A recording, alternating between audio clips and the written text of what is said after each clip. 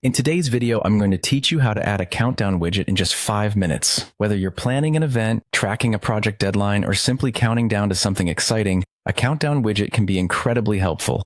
We'll use a service called Indify, and I'll guide you step by step through the process. First, let's head over to indify.co.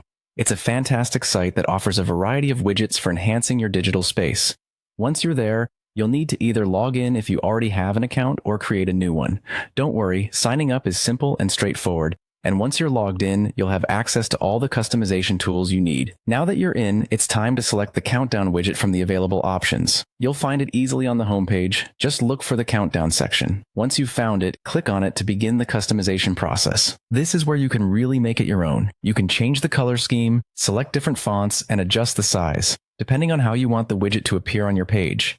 Take a moment to explore these options and get creative. The more it suits your style and needs, the better it will serve its purpose. After you've finished personalizing your widget to satisfaction, it's time to save your work. Copy the link that Indify provides. This link is the key to embedding your newly customized countdown into other platforms. The next step is to navigate to your Notion page. Notion is a powerful tool for organizing and managing projects, and adding a countdown widget can really enhance your page's functionality and visual appeal. Once you're on your Notion page, you'll want to type embed into your working area. This command allows you to insert various types of media and widgets into your Notion environment seamlessly. With the embed function active, go ahead and paste the link you just copied from Indify. The widget should appear right away. Now, it might need some adjusting to fit perfectly within your page's layout. You can resize and drag it around the page until it's exactly where you want it. This flexibility allows you to integrate the countdown smoothly with your existing content, ensuring that it complements rather than clashes with your organizational aesthetics.